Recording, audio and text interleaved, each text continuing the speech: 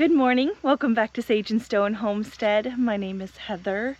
So it is September now, officially, and at the moment it feels like fall again. I think it was last week we were in another heat wave. It was 100 degrees for several days, but it is cool again, and according to the long-term forecast, it looks like those major heat waves are behind us, which I'm grateful for. However, normally with these heat and cool fluctuations, we do get some storms, and that just hasn't happened.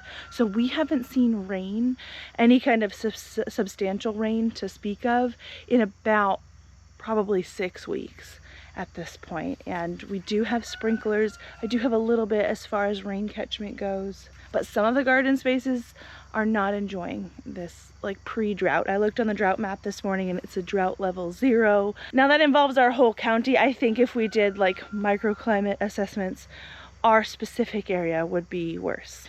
The raised bed garden here is actually doing the best. This is the most established garden that we have here on the homestead. I have this rose that is doing its 3rd flush of the year. There's a little bug in there.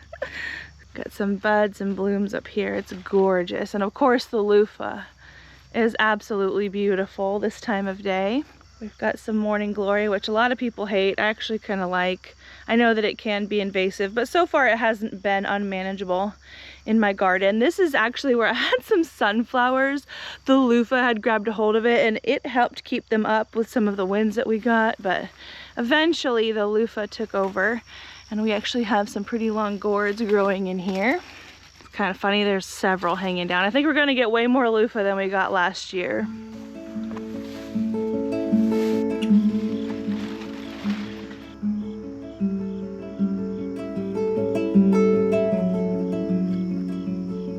Here's a look at the loofah from this side. Definitely fewer blooms, but they're still real pretty. And this is super full. I'm pretty sure I put in 2 plants right here, and they have just completely taken over this trellis. The trellis on this side is quite wild. Actually, there's supposed to be a space for me to move through right here. This is actually a U-shaped bed. You can't even see it. This is our thornless blackberry, which hasn't been fruiting for a few months at this point, but I need to tame it so that it doesn't get completely out of control. A little out of control is fine by me. In here, some of our zinnia is starting to kind of suffer and get sick. I really haven't been coming through and deadheading or doing anything like that. There are lots of seeds to be had though. I love a good volunteer, so this will probably be what I do with those. The scallop squash that's growing vertically, this particular one, this is the white one, it has reached the top of the trellis for sure. And at this point it's just sort of growing outwards and probably will just fall down. I could probably top it off. I just don't know if it would necessarily set new blossoms along the stem, but it might. It looks like there's a bud right there. You can see we are seeing a little bit of disease. This is probably from me having to overhead water for the last few weeks. The yellow variety that I'm growing over here, this hasn't gotten as tall. Really, I haven't had to add a new tie to it in a couple of weeks, and it hasn't really grown much more. This might be the answer to my question, whether or not they'll set blossoms lower down. It looks like they will. There's another baby one right here. You can see the melon that we have snaking through here. It really hasn't gotten much bigger growing out this way. It's just one melon planted right here, the Ginger's Pride. We are starting to see a little bit of disease on this melon. Again, probably from me needing to water so much, but look, we're getting some good sized melons in here. There's one over there too. I've never grown this type. From what I understand, it's kind of like a cantaloupe with its flesh. I've come back and pruned off some of the foliage from the okra so that the melon can get some light. A lot of people too, it's just common practice for them with their okra to trim off the leaf that is connected to a fruit. So we've got this okra pod here. When we harvest the fruit, we could also trim off the leaf, and that will just encourage more upward growth and some airflow. There's actually quite a lot of okra out here. I haven't been paying super close attention, so some of these are probably, oh no, there's definitely some bend to that. I think I talked about it last week, but okra can get kind of tough kind of fast, so it's definitely time for me to be paying attention to it at least once a day. So Over here I have my green stalk, which earlier in the year I had some tiny Tim tomatoes. These are dwarf tomato plants. I left a couple of them in because they were looking pretty good. We still have a few little fruits and they're still trying to flower. So these guys can last the whole season, it looks like, provided disease stays at bay. See these down here? I didn't even know those were there, but there's a lot of fruit down there. But a lot of the plants got diseased and I pulled them out and we actually put in some beans. And as you can see on these bean plants, we still have this puckering. The plants in the top tier look especially bad. I had mentioned before that when I've noticed Roundup overspray on my plants, it usually just affects the leaves that are currently on the plant. And when the plant puts on new foliage, that foliage tends to be healthier. I'm not seeing that with these. And so that is leading me to believe that this is not Roundup overspray. This is probably disease. Earlier in the year, we did grow several tomatoes, as I mentioned before, in these cups. So I don't think it's anything to do with the soil. This kind of disease can come in on the seeds. And it's kind of a bummer, but we did have a really great green bean harvest earlier in the year. It was actually what was over here. And so I'm not super stressed about this. For right now, I'm just gonna leave this as is, although I am starting to think about what I want to plant for fall in here. I have just left this bed as is. The intention is to plant this out for fall as well, but because we haven't gotten a lot of rain, I really haven't wanted to plant seeds out here because I don't know about my ability to keep on top of hand watering this specific spot this time of year. In the springtime, there's a lot that I'm watering and a lot that I'm paying attention to in this specific place. This time of year, it's a lot more relaxed and it will slip my mind to come out here and water. I know that about myself, so that's why I'm holding off. I actually did start quite a few more seeds inside to include for root vegetables like beets and rutabagas, and that's kind of what I plan to put out here, something like that. Look, this is funny. I planted a tomato right here, hoping that maybe the loofah wouldn't take over. This is one of the extra tomatoes that I had in my start pots, but it's definitely being shaded out. However, it is trying to fruit. It looks like it's probably a super sweet 100. It is going to be time very soon for me to come and clean out this area. There's a walkway here and there's a walkway here that you just can't even tell are there because of all the plants, but I need to start resetting this space, getting ready for fall.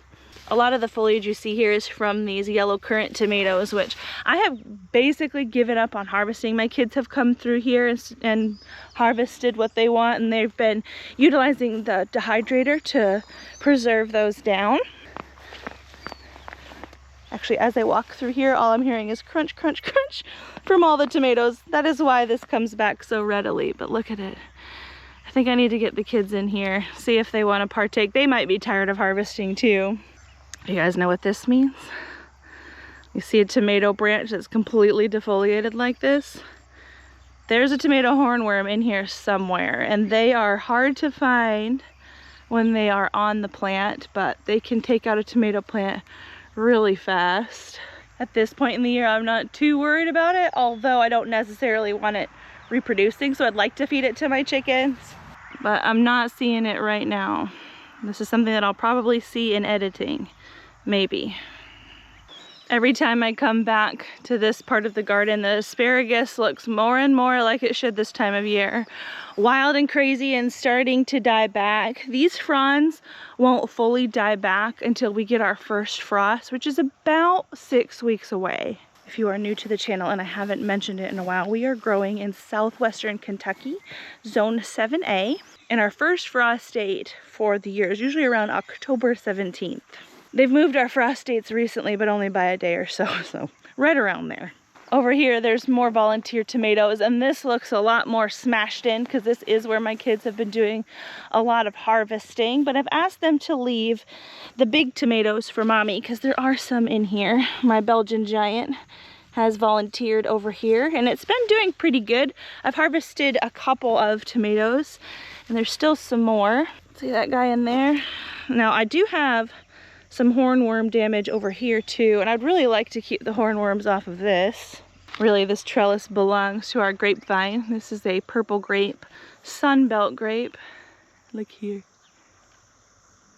With how dry it's been pretty surprising how many tree frogs we've been seeing. I'm guessing that they're coming out to collect moisture from the dew. Even though we haven't gotten rain, we do have a heavy dew every single morning. And I'm sure that's helping keep these guys going, and that's why we're seeing a lot of them. Maybe this guy will eat the baby hornworms. Who knows? This is how I've been watering the garden. I've been moving these sprinklers around. I did have some drip tape down in here, and as you can see, the garden gets pretty wild. This is very common for me at this time of year especially, and it's a little bit harder to manage drip tape when you let your garden get like this. And we'll see some evidence of what can go wrong when we make our way back to the lane. But essentially, if there is a problem and the drip tape isn't running, when you have a lot of chaos going on like this, it's harder to see when things are not working correctly. You basically can only tell when your plants start to show that they are thirsty and stressed out from not getting enough water, and sometimes it can be too late. Good morning, garden kitty. Hi, Jackie. How you doing? I haven't talked about our key limes in a little bit. Look how big these are. I'm gonna overlay a photo from when we first put these in this pot. They've grown a ton. Key lime is not frost tolerant, and so we are making plans to roll this whole thing into that shed because this is heated for the winter. We don't heat it like a lot, but we keep it around 50 degrees. And that will be good for this, help keep it dormant, but I think I need to do a little bit of pruning. They have set some fruit. I'm not really sure how to tell when they are ripe, but my husband is a Florida native and he's been squeezing them and he doesn't think they feel right. Citrus is usually harvested in the winter, right? Yeah, late winter, like early spring, late winter. Okay. Our front yard is kind of crazy looking. It's where our kids do a lot of playing, but it's also where we have a lot of fruit trees, and they're struggling because we haven't gotten a lot of rain. One of my hoses does reach out here, so you can see there's actually like this green ring around the tree where we've been watering. They don't look super healthy, but they're alive. This is the second year for this tree as far as being in the ground here. This pear tree is on its third year. This is a moon glow pear, and I thought it was gonna fruit this year. It did set some really small fruits, but then we got a late frost, so they fell off, but this guy's doing really well. We do have some trees that are new to us this year. A couple of apple trees. I think we're going to be needing to put in another apple tree for pollination, but because these are new this year, I'm trying to baby them a little bit more as far as watering goes. And I wanted to show you my favorite watering system for these kinds of things. I have a bucket with a crack in the bottom. And I'm going to set it right next to the tree. Now I've just hauled over this water from our rain catchment. I'm just going to fill the bucket up.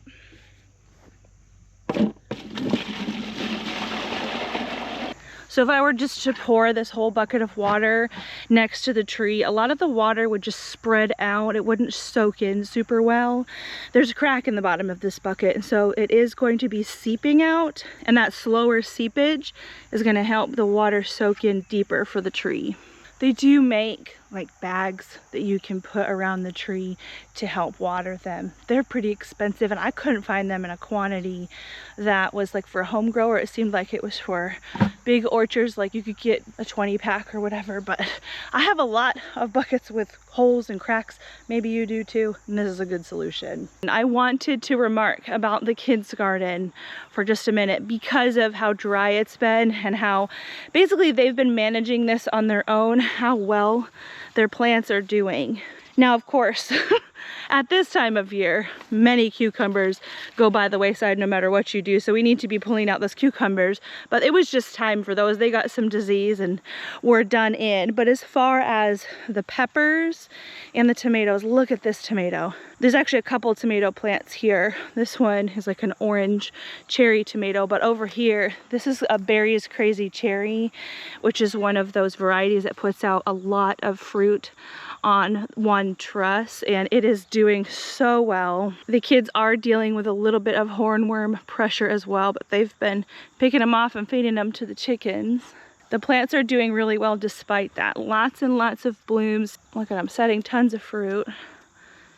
It's incredible. And one of the reasons that I think their gardens are doing so well despite the heat is they have, it's kind of buried in here, but they have these little buried pots that they've been putting water in. So it looks like this one actually needs water. There's a tiny bit at the bottom there.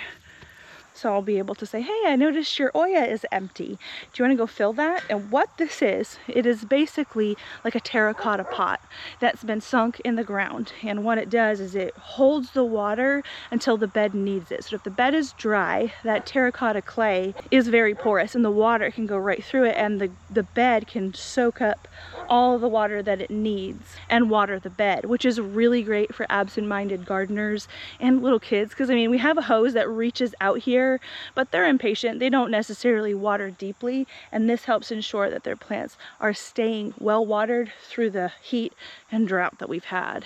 So it's been a very good system. I highly recommend. I will link these in the description box. Looks like this one is a little bit more full.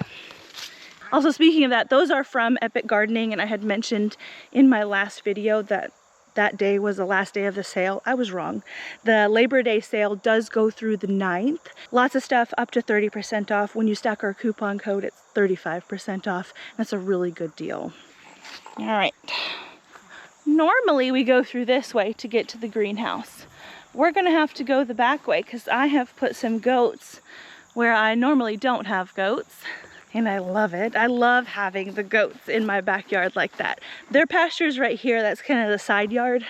But when I can see them from the kitchen window really easily, it just makes me happy. Good morning, boys.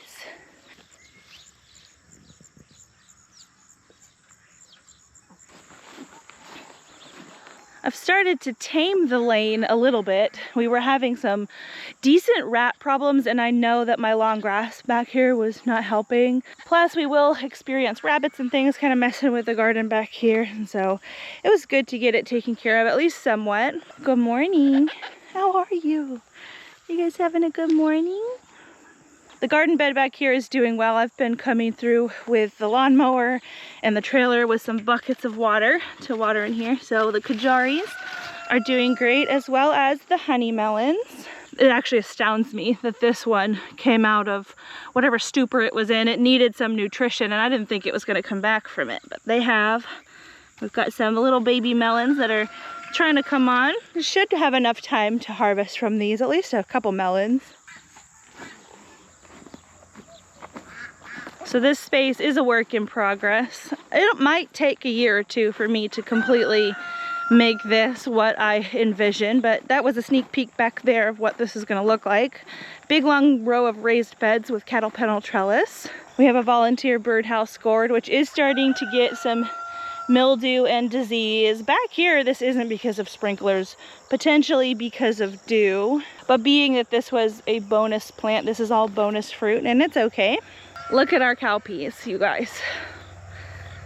These are not looking super great. So I think it was last week that I mentioned that some yellowing of the leaves is kind of to be expected for cowpeas, but then all of a sudden it was like most of the leaves were yellow.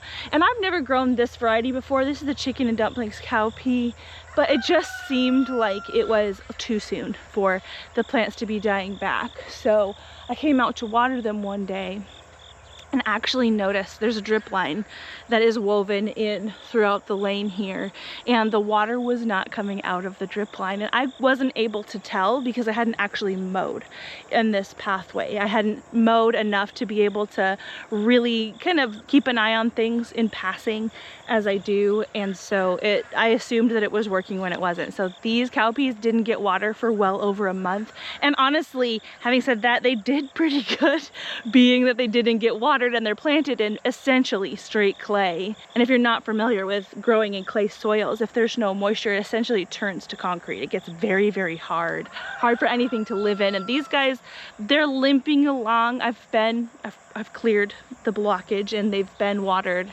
in the last week, so I'm hoping that they bounce back some. I know we probably can't expect some kind of miracle. They actually look worse down here than they do on that end down there, so I don't know if maybe that end was getting more water.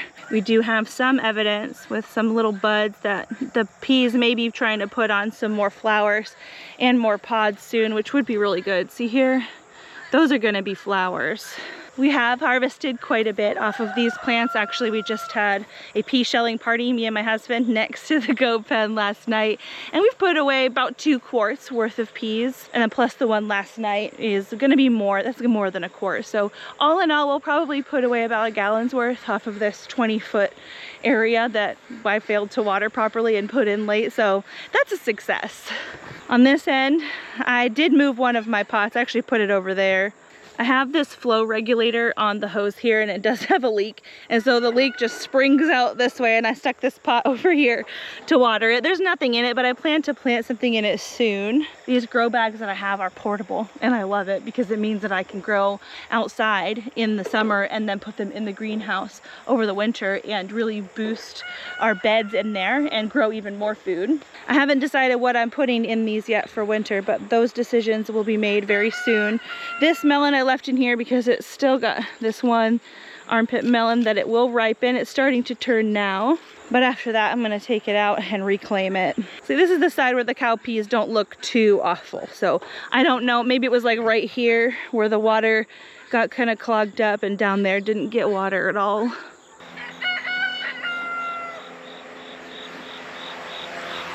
Oof! Speaking of needing water, holy moly.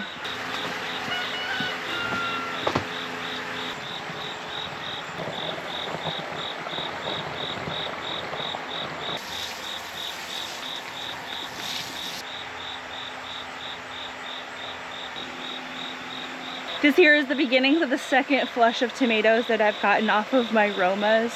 Romas are a determinate variety of tomato, which they say means that they put all of their tomatoes on at once. And they do go through a really major flush in the beginning. But if you are able to keep them healthy, which mine aren't super healthy by any means, but if you're able to keep them alive at least for, you know, the length of the season, they will put on more blossoms and more fruit. Now these fruit are a little bit smaller than the initial flush, but I also have not fertilized in that container. So this is pretty good. I'll take it. I've got another Roma over here doing the same thing, and these are bigger. There's more nutrition in this bed here. And see, look, this is the same plant. Lots of flowers. So they might be determinate in size, but not necessarily in fruit quantity. Hi, Jackie. Oh, you've made it all the way out here. So good to see you. My garden kitties are really starting to make their way through the farm, which is good. He's supposed to keep the nasty rats away. As far as the majority of the rest of my slicers, they have put on more fruit, but a lot of it is green still. So we're just patiently waiting for these. I am getting to the point where I am going to be resetting the greenhouse for fall. So some of the green tomatoes will get to ripen, but not all of them. I do have a really nice recipe that I don't have a video of yet, but it's for a green tomato relish. It tastes exactly like regular relish, except for you use green tomatoes. So we don't have any cucumbers really growing at this time. So it's nice to be able to use something like green tomatoes in that application. And so that's my plan. I normally don't tear out my plants early to get ahead for fall, but this year I want to change that because I have this greenhouse and I want to be able to utilize it for what it's for, which is season extension and cool weather growing. And so my family has a big love for all manner of cruciferous vegetables, and we haven't had a lot of success with it throughout the year, so I'm trying planting earlier and seeing where that gets us, which does mean that these things have to come out. Look at this big one. This is an orange accordion. I really want that one to flush before I pull things out, and it looks like it might be starting to change color, so I think we'll be in luck. There's actually 2 of them here, and I do think they're starting to change color. I haven't gotten to taste that one yet. There's my boy. He's got one. Now he's gonna run away to eat it.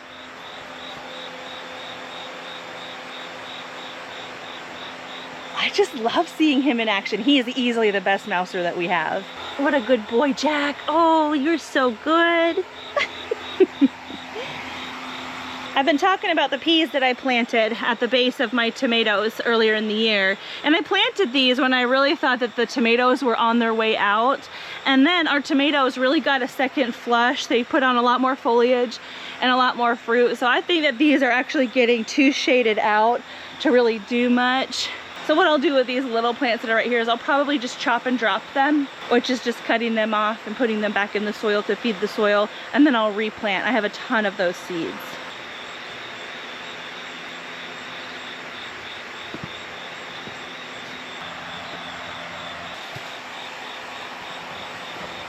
Looky there.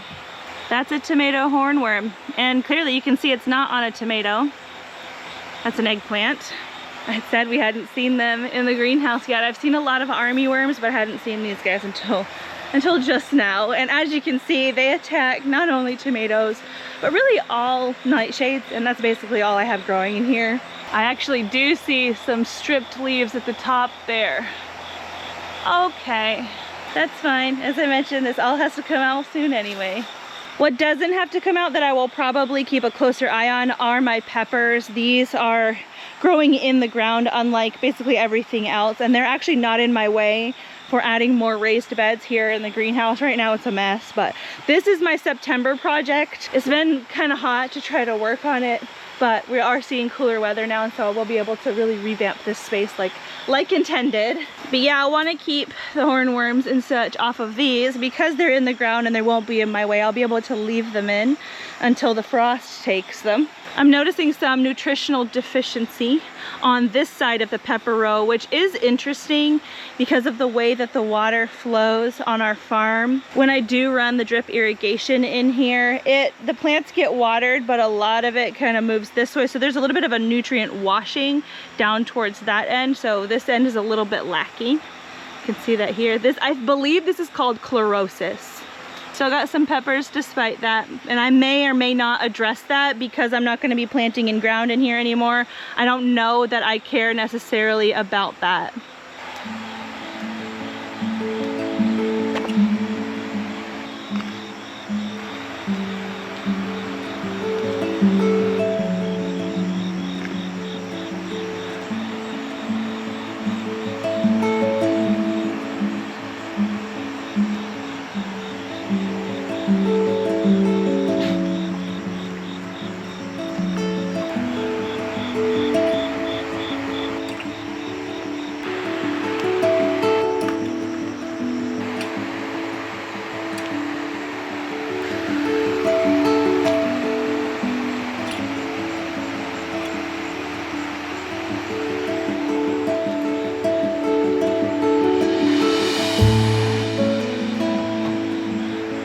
Eggplants are still doing awesomely. We are eating some eggplant at least once a week lately.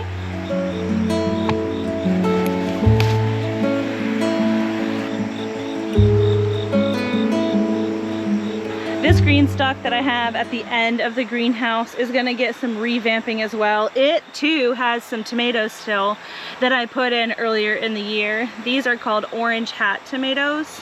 They're not the most delicious thing. I actually really much prefer those Tommy Toe tomatoes, but I like them. They're a different color. I have some Kalima bush beans in here that I really haven't harvested from. The idea is that I would just leave these for seed since I got plenty of beans off of the first patch that we had in the year. Now I'm not 100% sure that I really want to keep the seeds from these beans this year. They did experience a little bit of leaf puckering earlier in the year that I attributed to Roundup overspray, but I don't know for sure that it wasn't bean mosaic virus, and that virus does infect the seed and will infect future crops, and so I don't know that it's necessarily worth it. My original seed I had purchased from Baker Creek, and so I like these Kalima bush beans, but I may choose a different seed company to source them from for next year. So I have a new layout for my goats, so we need to shut off this electric fence to get over to the pumpkin patch. Hello, goaty boys. Are you having a good time? They're doing a good job cleaning up grass and weeds for me out here. Some of the pumpkins have spilled over the fence that I have, and the goats are leaving this alone. There's actually a couple of big pumpkins on this side of the fence. There's at least two. And there's probably more because they're spilling out over there as well. Like this one is trying to grow up here, and it's probably gonna snap off because it's gonna be real heavy.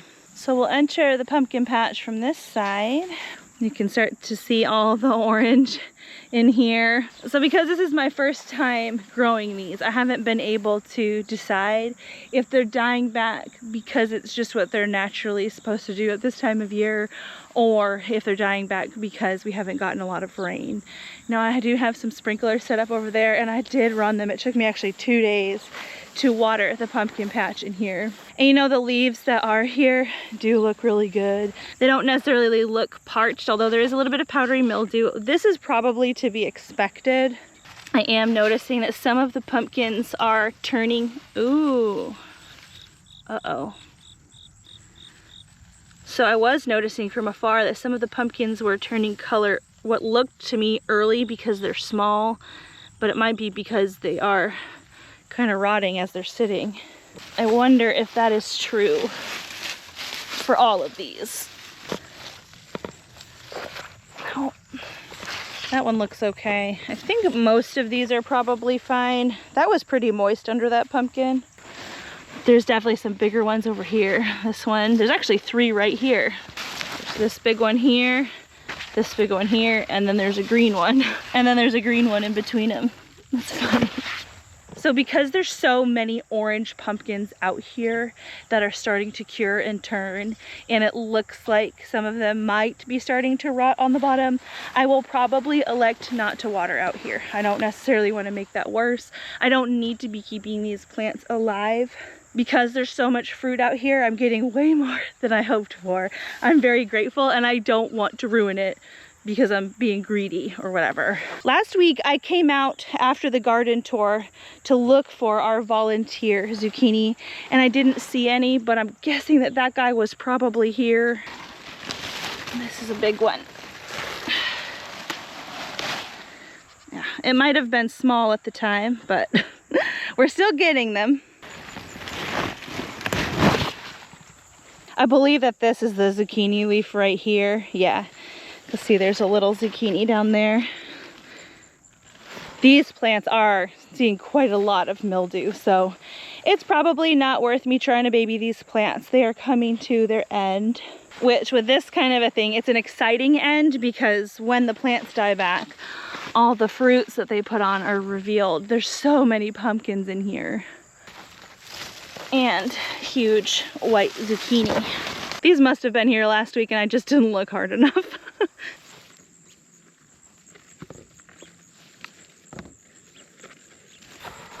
I've recently heard what we can do with these pumpkins if we can sense we're nearing the end of the season is actually clip them off at the end of the vine, and that will stop the vine growing and will encourage the plant to actually ripen the fruit that it has on the vine. So I may or may not decide to do that. See, the vine's still growing and they're still trying to crank out pumpkins.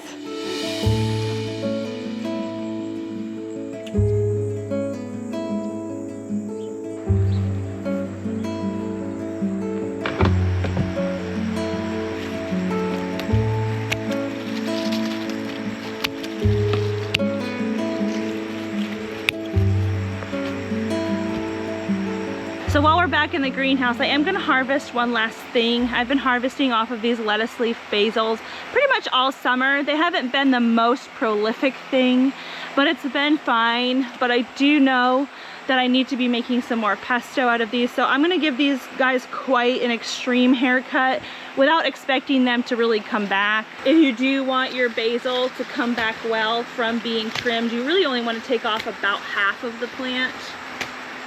That was a lot more than half, and a basil probably could bounce back from this, but that's really not my hope in this case. So we're gonna be making pesto out of this week. Really, this is not a bad haul. It's nice and colorful. This is about what we've been doing maybe twice a week. I harvest once during the garden tour, and then I'll harvest again in between, and I really can't complain. Now, I really wish we could get some rain. That would help me with my inability to properly water things. But having said that, the summer season is really coming to a close. So I am gearing up for the fall and winter garden. My fall and winter starts actually look really good. I'm very encouraged by that. But normally my spring and summer garden tours are about 20 weeks long, and this is week 20.